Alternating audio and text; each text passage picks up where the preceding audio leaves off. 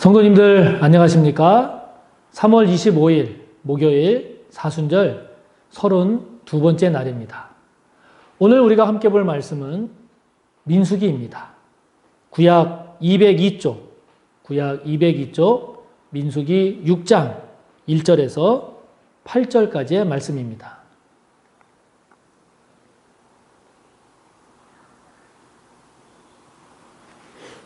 구약 202쪽 민수기 6장 1절에서 8절까지 함께 봅니다. 여호와께서 모세에게 말씀하여 이르시되 이스라엘 자손에게 전하여 그들에게 이르라. 남자나 여자가 특별한 서원 곧 나실인의 서원을 하고 자기 몸을 구별하여 여호와께 드리려고 하면 포도주와 독주를 멀리하며 포도주로 된 초나 독주로 된 초를 마시지 말며 포도즙도 마시지 말며 생포도나 건포도도 먹지 말지니 자기 몸을 구별하는 모든 날 동안에는 포도나무 소사는 씨나 껍질이라도 먹지 말지며 그 서원을 하고 구별하는 모든 날 동안은 삭도를 절대로 그의 머리에 대지 말 것이라. 자기 몸을 구별하여 여호와께 드리는 날이 차기까지 그는 거룩한즉 그의 머리털을 길게 자라게 할 것이며 자기의 몸을 구별하여 여호와께 드리는 모든 날 동안은 시체를 가까이 하지 말 것이요 그의 부모 형제 자매가 죽은 때라도 그로 말미암아 몸을 더럽히지 말 것이니 이는 자기의 몸을 구별하여 하나님께 드리는 표가 그의 머리에 있음이라. 자기의 몸을 구별하는 모든 날 동안 그는 여호와께 거룩한 자니라. 아멘. 오늘 우리가 함께 본 본문의 말씀은 나실인에 대한 말씀입니다. 이 나실인이라고 하는 것은 바친다, 헌신한다 라고 하는 뜻을 가진 나자르라고 하는 말에서 파생된 말인데요. 이 나실인에 쓰인 이 나지르라고 하는 히브리어는 거룩한, 구별된 이런 뜻입니다. 그러니까 나실인은요, 레위 자손이 아니면서 하나님께 일정 기간 혹은 평생 동안을 하나님을 섬기기 위해서 자발적으로 서원하고 헌신한 사람, 이 사람이 나실인입니다. 우리가 잘 아는 성경의 인물 가운데 일생 동안 나실인으로 서원했던 그런 사람들이 있죠. 예를 들면 삼손, 또 사무엘, 세례 요한, 이와 같은 사람들이 레위 자손이 아니면서도 이렇게 하나님 앞에 평생을 헌신한 나실인이었습니다. 나실인이 되면 이제 하나님께 자신을 드려서 헌신하기로 한 사람이기 때문에 거룩한 그리고 구별된 삶을 살기 위한 일종의 서약 규정을 지켜야 했습니다. 오늘 말씀을 보면 3절과 4절에 나오는 내용처럼 포도주와 독주를 멀리하고 그리고 5절의 말씀을 보면 머리를 자르지 않고 또 6절의 말씀을 보면 시체를 만지지 말아야 하는 등 나실인으로서의 지켜야 할 그러한 서약 규정들이 있습니다. 그런데 오늘 본문의 말씀을 잘 이렇게 보면 이러한 서약 규정 가운데 특히 술과 관련된 내용이 나오는데요. 그 술과 관련된 내용을 잘 보면 세세하면서도 엄격하게 다른 것에 비해서 더 세세하면서도 엄격하게 말씀하고 있구나라고 하는 그런 내용이 눈에 띕니다. 포도주와 독주를 멀리하되 공동번역 성경을 보면 멀리하다라는 것을 끊어야 하는 것으로 번역을 했습니다. 그러니까 포도주와 독주를 끊어야 하고 포도주로 만든 시큼한 술이죠. 포도주로 만든 시큼한 술이나 독주, 독한 술로 만든 시큼한 술을 마셔서도 안 됩니다. 포도즙도 마시면 안 되고요. 날 것이든 또는 마른 것이든 포도도 먹어서는 안 된다고 말씀합니다. 이 나실인으로 헌신하는 그 기간에는 포도나무에서 난 것은 그 어떤 것도 심지어 씨도 그리고 껍질조차도 먹어서는 안 된다고 이렇게 3절, 4절을 보면 말씀하고 있습니다.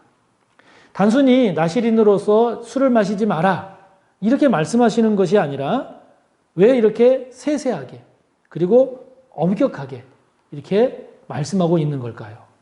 이것은요, 이 다른 것들에 비해서 이 술이라고 하는 것이 갖는 중독성 때문이 아닐까 하는 겁니다. 그래서 이 중독의 가능성을 차단하기 위해서 아주 세세하면서도 엄격하게 그렇게 말씀하고 있는 것이라고 볼 수 있죠. 사순절. 이 사순절 이 기간 주님의 십자가의 은혜를 묵상하고 또 주님의 고난을 저와 여러분이 묵상하면서 오늘 저와 여러분에게 있어서 제거되고 저와 여러분에게 있어서 없애야 할 것이 있다면 뭘까? 중독입니다. 중독이 저와 여러분에게서 제거되기를 바라는 것입니다. 중독이라고 하는 것은 술이나 마약 등에 빠져들어서 스스로 자신을 통제할 수 없는 그런 상태에 이른 것이 중독 상태죠. 자신의 의지로 통제가 안 돼서 술이나 마약 등 그것이 없이는 활동을 못하거나 또는 활동에 큰 지장을 주는 그런 상태입니다. 사람이 술을 통제하고 마약을 통제하고 다스릴 수 있어야 되는데 반대로 이제 술이 사람을 다스리는 거죠. 마약이 사람을 다스리게 되는 겁니다. 거기에서 헤어나오지 못하는 상태가 결국 중독된 상태이죠. 이런 이야기를 봤습니다. 어느 마을에 성인의 견줄 만한 훌륭한 사람인 현자가 살았습니다. 많은 사람의 존경을 받았고 그리고 그래서 따르는 제자도 많았습니다.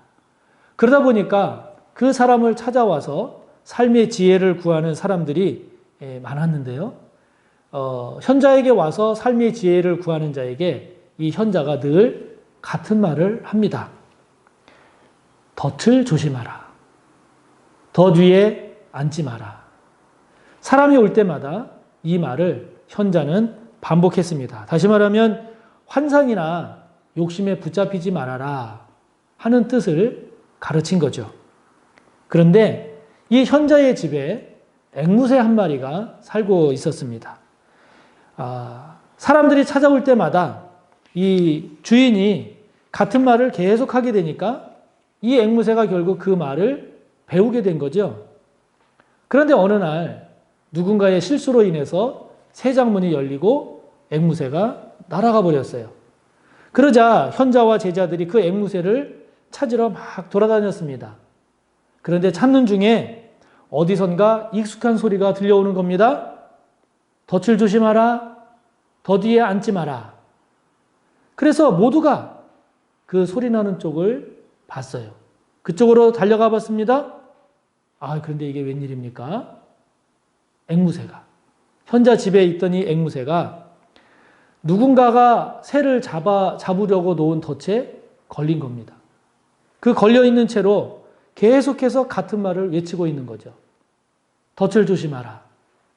덫 위에 앉지 마라. 그러는 겁니다. 여러분, 이 중독이라고 하는 것이 이 덫에 걸려서 같은 말을 계속 반복하고 있는 앵무새처럼 내 의지는 상실된 채 내 의지의 통제를 벗어나서 무의미한 행동, 무의미한 태도를 계속 반복하는 거죠. 중독은요, 비단 술이나 마약만이 아닙니다. 일 중독도 있고요, 성 중독도 있고, 그리고 쇼핑 중독도 있고, 다이어트 중독, 스마트폰 중독도 있습니다. 참 다양합니다. 그것 없이는, 그것을 하지 않고는 정상적인 생활이 이루어지지 않는 거죠. 보건복지부에서 2018년 아동 종합실태조사 보고서를 냈는데요. 그 내용을 보면 9세부터 17세, 즉 아동 청소년이죠. 아동 청소년의 5.8%가 스마트폰에 지나친 의존, 중독에 대하여 위험군으로, 고위험군으로 나왔습니다. 27.9%가 잠재적 위험군으로 나와서 우리의 아동 청소년 중에 약 34%가 스마트폰에 중독되어 있다라고 하는 겁니다. 여러분, 이 중독이 문제가 되는 것은요, 처음에는 그것이 오히려 기쁨을 주고 행복을 주지만 그러나 어느 수준, 이제 어느 단계를 넘어가게 되면 그때부터는 다시 말하면 중독이 되면 그때부터는 이제는 그것이 그 사람을 구속하는 올무가 된다는 거죠. 덫에 걸려서 계속 같은 말을 반복하는 그 앵무새처럼 유익하지 않은 것을 나도 모르게 반복하는 그러한 삶이 되니 이게 얼마나 큰 문제입니까? 그야말로 인생의 큰 올무가 아닐 수가 없지요. 자, 여러분. 저와 여러분에게는 어떤 중독 현상이 있습니까? 그것이 없으면 또 그것이 안 되면 삶에 불안을 주고 지장이 두는 저와 여러분에게 있어서 중독되어 가고 있는 것은 없습니까? 저와 여러분, 나도 모르게 반복하는 것은 없나요? 그것을 반복하지 않으면 뭔가 허전하고 그것을 반복해야 마음이 편해지는 것은 없습니까? 그것을 하지 않으면 불안하거나 내 의지의 통제를 벗어나서 나를 다스리고 있는 저와 여러분 지금 중독되고 있는 것은 없는지를 살펴보기 바랍니다. 드라마 보지 않고도 일상생활 지장이 없으신가요? 핸드폰 없이도 생활하는데 별 지장 없으십니까? 인터넷 쇼핑을 하지 않아도 괜찮으신가요? 만약에 그것 때문에 저와 여러분의 삶에 문제가 되고 있다면 중독입니다. 안 됩니다. 그래서 중독이라고 만약에 판단이 되는 것이 있다라고 하면 끊어야 됩니다. 속히 끊어야 됩니다. 핸드폰이 문제입니까? 일정 시간 이상 손이 닿지 않는 곳에 두는 것도 하나의 방법입니다. TV가 문제입니까? 일정 시간 아예 코드를 빼놓는 것도 방법입니다.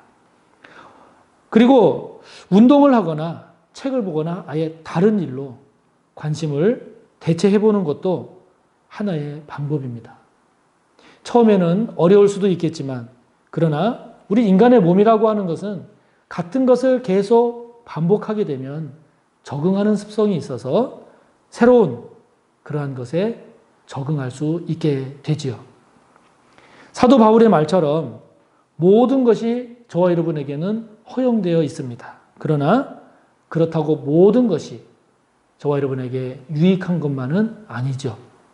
중독의 늪으로 빠져가는 저와 여러분이 아니라 중독으로부터 나오는, 중독으로부터 빠져나와서 더 나은 삶을 향해 나아가는 그것을 위해서 기도하고 그것을 위해서 은혜를 구하고 그래서 마침내 승리하는 저와 여러분 꼭 되시기를 바랍니다. 함께 나눈 내용을 말씀을 생각하며 기도하시고 여러분의 기도를 이어가십니다. 감사합니다.